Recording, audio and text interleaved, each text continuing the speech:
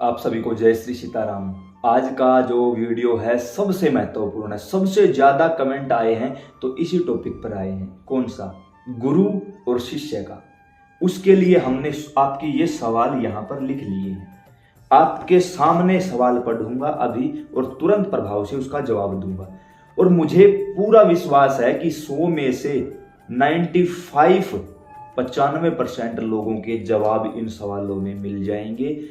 फिर भी अगर कोई इनके अलावा भी आपका सवाल है तो नीचे कमेंट में आप पूछ सकते हैं। आप लोगों ने कहा कि आपसे जुड़ना है तो नीचे व्हाट्सएप का लिंक दिया गया है, वहां जाकर आप हमारे साथ जुड़ सकते हैं। लेकिन याद रहे, मैं कोई पूछा देने का काम नहीं करता, मैं किसी से नहीं मिलता। जुड़े रहिए। सबसे पहला सवाल, गुरु कौन होते हैं? गुरु संतों के श्रीमुख से हमने सुना है, चाहे विरंची शंकर सम होई, गुरु बिन भवनिधि तरई ना कोई। विरंची अर्थात ब्रह्मा जो सृष्टि को पैदा कर सकता है, शंकर अर्थात डिस्ट्रॉयर जो नष्ट करते हैं। कि कोई भगवान ब्रह्मा के समान भी हो सकता है, कोई भगवान शिव के समान भी हो सकता है।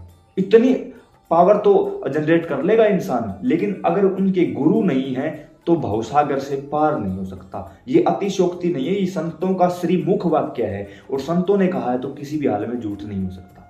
तो इसी से समझ जाओ कि गुरु शब्द को परिभाषित करना किसी के बस की बात नहीं है, और विशेषकर मेरे बस की तो बात बिल्कुल भी नहीं है भाई। समझ गए कि गुरु की इंपॉर्टेंस कितनी ज्यादा है, कि आप ब्रह्मा के समान शिव के समान हो सकते हो लेकिन आप पार नहीं हो सकते बगैर गुरु के।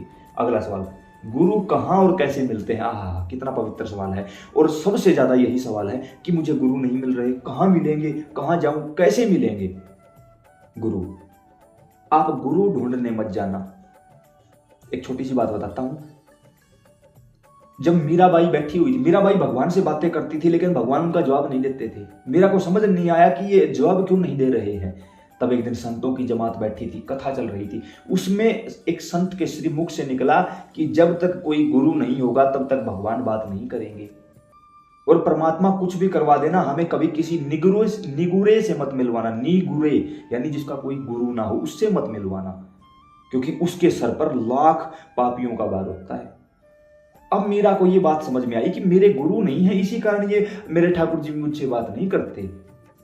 रात को सोच रही है कि ठाकुर जी मुझे तो महल से बाहर जाने की अनुमति नहीं है, मैं तो कभी कहीं नहीं गई, अब गुरु को कैसे ढूंढूं, कहां जाऊं? जो सवाल आपके दिमाग में थे ना, वही सवाल मीरा के दिमाग में थे। अब ठाकुर जी ने देख लिया कि अब ये शिष्या बन चुकी है, अब इसको गुरु की जरूरत है। याद रखना भाई, लिख कर देने के लिए तैयार हूं, कभी भी आ जाना। ये मेरे पास पेन है, आप कागज ले आना, मैं लिख कर नीचे अपना एड्रेस अपने साइन करके देने के लिए तैयार हूं। जिस दिन आप शिष्य बन जाओगे उसी दिन गुरु आपको ढूंढते हुए आपके घर आ जाएंगे, आपको कहीं नहीं जाना। रात को यह कहकर सोई थी कि ठाकुर जी मुझे नहीं पता कहाँ जाना है, क्या करना है, आप करोगे। ठाकुर जी ने सौपन के माध्यम से संकेत दिया कि कल जो भी संत सबसे पहले घर आए उनके चरणों में अपना सब कुछ समर्पित कर देना। अब भोर तो हुई ही नहीं है, एक सखी ने आकर कहा कि भाई साहब प्रसिद्ध संत श्री रविदास जी आए हैं। जैसे मीरा ने सुना, आज एकमात्र वो दिन था जब मीरा ने ठाकुर जी को जगाया नहीं, भाग ली। कोई पूजा पाठ नहीं, कोई स्नान नहीं, मुख भी नहीं धोया, भाग ली। क्यों? आज गुरु आए हैं, भाग ली। और जाके संत के श्री चरणों में प्रणाम कर दिया, अंजलि फैला दी। और संत ने जब देखा मीरा की तरफ, ऊपर की तरफ देखकर आसमान की तरफ धन्यवाद किया परमात्मा का कि हे श्री नारायण भगवान, आज मेरी भक्ति सफल हो गई है, आज मेरा संसार में आने का उद्देश्य सफल हो गया है। ये नहीं कहा कि ये मेरी शिष्या बनेगी ना आपने, क्योंकि संत कभी स्थूल शरीर नहीं देखते, वो सूक्ष्म शरीर देखते हैं कि इसका आभामंडल कैसा है, ये कितना निश्चल पवित्र है। कहा कि प्रभु आज मैं सफल हुआ, आपने मुझे इस बच्ची का गुरु बनने का गौरव दिया है। ये नहीं कि ये मेरी शिष्या है ना, आपने मुझे इनका गुरु बनने का गौरव प्रदान किया है। और अपना एक तारा मीरा के हाथ में रख दिया और गुरु मंत्र दे दिया। तो जिस दिन आप शिष्य बन जाओगे उस दिन आप कहीं नहीं जाओगे, गुरु आपको ढूंढते हुए, या यो कहूं कि भगवान गुरु का रूप लेकर ढूंढते हुए आपका दरवाजा खटखटा देंगे। कहीं जाने की जरूरत नहीं है। अगला सवाल, सच्चे गुरु के लक्षण। गुरु जो अपने शिष्य से कुछ भी ना ले और अपना सब कुछ शिष्य को दे दे, बस। जो समाज के कल्याण के लिए पृथ्वी पर आए हैं वही सच्चे गुरु है। आग लगी आकाश में, झरझर परे अंगार, साध संत ना होते तो जल मरता संसार। सच्चाई है, गुरु अपने शिष्य से कुछ भी ना ले और अपना सब कुछ शिष्य को सौंप दे, ये सच्चे गुरु के लक्षण है। सच्चे शिष्य के लक्षण, जो गुरु वचन को सब कुछ मानकर अपना सब कुछ गुरु चरणों में अर्पित कर दे। सब कुछ में यहां घर परिवार गृहस्थ धन दौलत नहीं है, जो गुरु के द्वारा नाम मंत्र दिया गया है उस मंत्र को गुरु के चरणों में समर्पित कर दे। तन मन धन से मान ले कि ये साधारण इंसान नहीं है जो मेरे गुरु बने हैं, खुद परमात्मा मनुष्य का रूप धारण करके मेरे लिए आए हैं, यानी गुरु को ही सब कुछ माने। गुरु से दीक्षा कैसे ली जाती है? जब हम किसी सच्चे संत की शरण में पहुंचते हैं तो वो संत हमारे आभामंडल को देखते हैं, उसके बाद वो संत अपना दायां हाथ हमारे मस्तिष्क पर रखते हैं या हमारे सर पर रखते हैं और कान में हमारा नाम, हमारा पता, गोत्र, पिता का नाम पूछकर गुरु मंत्र कान के द्वारा, भगवान श्री कृष्ण ने अर्जुन से कहा है कि अर्जुन मैं कान और आंखों के माध्यम से शरीर में जाता हूं और गुरु कान के द्वारा ही उस महामंत्र को हमारे शरीर में प्रवेश करवा देता है।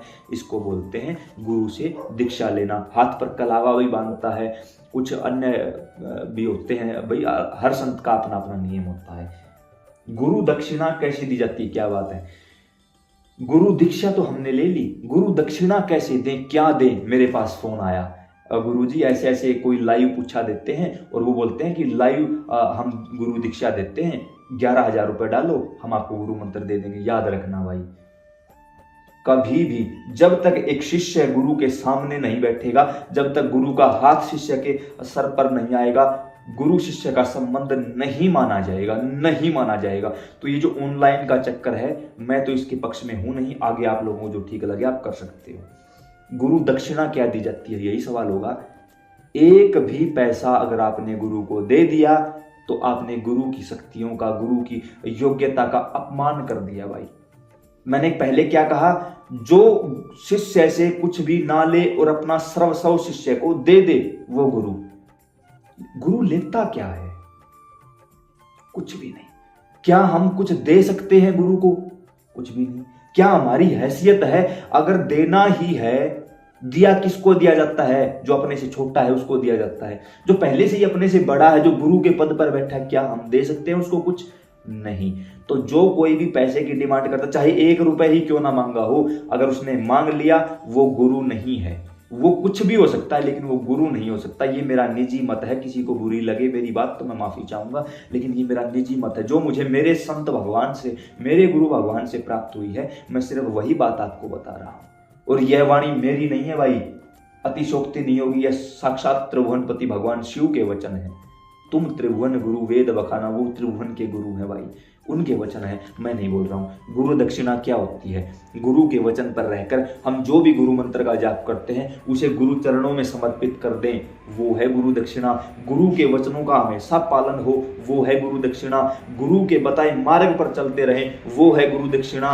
जब से गुरु दीक्षा मिली है, जब से गुरु हमारे जीवन में आए हैं, उस दिन के बाद, उस क्षण के बाद हम अपने लिए ईमानदार रहें, वो है गुरु दक्षिणा। और कोई गुरु दक्षिणा नहीं होती भाई। सच्चा गुरु कैसे ढूंढे बताया ना, कहीं जाने की आवश्यकता नहीं। खुद सच्चे बन जाओ, खुद शिष्य बन जाओ, जैसी आपकी योग्यता होगी। अब एक लोटा रखा है, एक बाल्टी रखी है, अब लोटे का पानी बाल्टी में आ सकता है, बाल्टी का पानी लोटे में नहीं आ सकता। जिस प्रकार आपका पात्र तैयार होगा उसी प्रकार के गुरु आपको मिलेंगे। अब आप अपने अंदर झांककर पूरी ईमानदारी के साथ अपने आप से पूछो कि मैं क्या हूं, जवाब देगी आपकी आत्मा। गुरु का क्या काम होता है? नाम जपे, आप जपे ओरा जपावे। खुद भी नाम जपेंगे, शिष्य को भी जपाएंगे, दूसरा कोई काम नहीं होता गुरु का। शिष्य का क्या फर्ज होता है? अपना सर्वस्व गुरु के चरणों में न्योछावर रखे, बस जब सच्चा गुरु मिलता है तब क्या होता है, आहा, जिस दिन सच्चा संत मिल जाएगा उस दिन प्रकृति हर्षित होती है। कोई आसान नहीं है सच्चे गुरु का मिलना, कोई आसान नहीं है सच्चे शिष्य का मिलना। जिस समय गुरु मिल जाएंगे उस समय पूरी प्रकृति खुश हो जाएगी, उस समय त्रिभुवनपति भगवान खुश हो जाएंगे। क्यों? क्योंकि आज एक सच्चे गुरु को सच्चा शिष्य मिला है, आज एक सच्चे शिष्य को सच्चे गुरु मिले हैं। गुरु का काम है प्रेम सगाई गुरु ने कराई। कैसी सगाई? जो हमारे अंदर जीवात्मा है, जो जन्म जन्मांतर से भटकी हुई है, कभी कुछ बन के आती है कभी कुछ बन के आती है, ये भटकना बंद हो जाएगा, स्थिर हो जाएंगे, एक जगह मन टिक जाएगा और भगवान के श्री चरणों की अविचल भक्ति, अनपायनी भक्ति प्राप्त हो जाएगी भाई। अविचल भक्ति जो स्थिर रहती है। और फिर एक दिन वो आएगा जब वो शिष्य इस धराधाम से जाएगा तो खुद गुरु हाथ पकड़कर उस बच्चे का हाथ गुरु भगवान के हाथ में दे देंगे। उस दिन सच्ची सगाई होगी। जीवात्मा फीमेल है, परमात्मा मेल है। जिस दिन मेल और फीमेल का संबंध होगा, यानी पति पत्नी का संबंध होगा, उस दिन गुरु अपने आप को धन्य मानेंगे, वो शिष्य अपने आप को धन्य मानेगा और उस दिन वो भगवान उस गुरु की जय जयकार करेंगे कि आज इस गुरु के कारण जन्मांतर से भटकी हुई एक जीवात्मा अपने वास्तविक स्थान को प्राप्त हो चुकी है। यही काम होता है। क्या गुरु को बदल सकते हैं? एक बात बताऊं, जिस दिन कोई सच्चा गुरु आपको मिल जाएगा, अरे यार तुम क्या गुरु को बदलोगे, गुरु तुम्हें बदल के रख देगा। तुम्हारे मन में ये विचार भी नहीं आएगा कि मुझे गुरु बदलना है, गुरु तुम्हें बदल देगा। भाई तुम्हारी औकात क्या है, तुम गुरु को बदलो, गुरु तुम्हें बदल के रख देगा अगर सच्चा गुरु है तो। और कोई मेरे जैसे पाखंडी के चक्कर में हो, कुछ होने जाने वाला नहीं है। गुरु शक्तियां बांध दे तो वो गुरु ही नहीं है जो शक्तियां बांध देगा। कैसी शक्तियां? गुरु का काम है सिर्फ देने का, गुरु लेता नहीं किसी से। तो कौन है वो जो शक्तियां बांध रहा है? कौन है वो जो धमकियां दे रहा है? कौन है वो जो ये कर दूंगा वो कर दूंगा? झूठा है, वो पाखंडी है, वो गुरु नहीं है। वो छोटा मोटा कोई शिक्षक हो सकता है, गुरु नहीं हो सकता वो। फिर भी अगर गुरु ने शक्तियां बांध दी है, किसी भी अपने कुल देवी कुल देवता के मंदिर में जाकर नारियल लो, 11 रुपए लो, हाथ में जल लेके संकल्प करो, दीपक जलाओ और 11 बार उस गुरु का उतारा कर दो। एंटी क्लॉकवाइज नारियल घुमाओ अपने सर से और उस देवी देवता के चरणों में रख दो और बोल दो कि उस नाम का गुरु था, वहां था, ये था, वो था, आज के बाद उसकी कोई शक्ति मेरे साथ नहीं चलनी चाहिए। गुरु का उतारा हो जाएगा। गुरु मंत्र कहाँ से लें? केवल गुरु के मुख से। ऑनलाइन मिले, कहीं यूट्यूब पर मिले, कहीं कुछ भी मिले, वो मंत्र तो हो सकता है, वो गुरु मंत्र नहीं हो सकता। जब गुरु आपको अपने पास बैठाकर सर पर हाथ रखकर कान में जो मंत्र बोलता है, सिर्फ वही मंत्र काम करता है, दूसरा कोई मंत्र काम नहीं करता। आप फोन पर कोई दीक्षा लेते हो, वीडियो कॉल पर लेते हो, यूट्यूब पर लेते हो, वो मान्य नहीं होगी भाई। गुरु से मिलने कितने दिनों में जाएं? मीरा केवल एक बार श्री रविदास जी से मिली थी, दोबारा नहीं मिली। कोशिश करो, अगर गुरु नजदीक के हैं तो आप महीने में एक बार उनके पास जाओ। दूर बैठे हैं तो गुरु पूर्णिमा के पवित्र पर्व पर आप उनके चरणों में जरूर हाजिर हो जाओ एक बार। गुरु की पूजा करें। गुरु की कभी पूजा नहीं होती। कुछ लोग क्या करते हैं, घर में अपने गुरु जी की फोटो लगा ले। बिल्कुल गलत काम है, बिल्कुल गलत काम है। ऐसा नहीं होता, नहीं होता, नहीं होता। तो गुरु की या तो चरण पादुकाएं होती हैं या गुरु की गादी लगाई जाती है। बोलते हैं ना कि गुरु ने मुझे शक्तियां प्रदान की, इसलिए मैं गुरु की गद्दी लगाता हूँ, मैं चौकी दरबार लगाता हूँ गुरु महाराज की। तो या तो गुरु की गादी होती है या गुरु की चरण पादुकाएं होती है। गुरु की कभी पूजा नहीं होती, कभी फोटो नहीं होती। गुरु ने घर के देवी देवता छुड़वा दिए, वो गुरु नहीं हो सकता। गुरु क्या कहेगा, तेरे कुल देवी कुल देवता कौन है, वो पितृ कौन है, वो उनकी दिन रात सेवा कर, गुरु मंत्र का जाप कर, बस।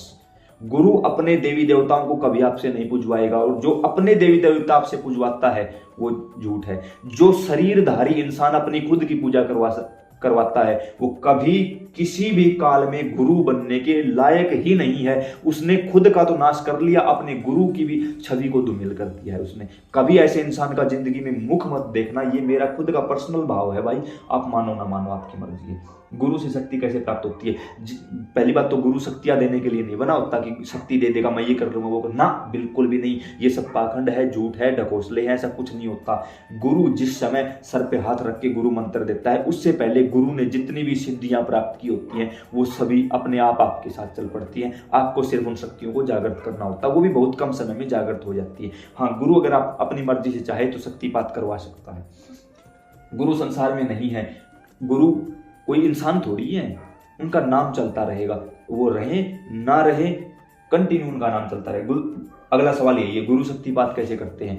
जब गुरु को लगे कि ये शिष्य सामर्थ्य है और मेरा धराधाम से जाने का समय हो चुका है और इस शिष्य को अब मुझे कुछ देना चाहिए, तो गुरु शक्तिपात करते हैं उस शिष्य के अंदर। कैसे करते हैं? उस शिष्य को सामने बैठाया जाता है, अपने देवी देवता से गुरु प्रार्थना करते हैं कि मेरे पास इतनी सिद्धियां हैं और इनमें से या तो मैं सारी सिद्धियां या इस सिद्धि को अपने इस बच्चे को देना चाहता हूँ।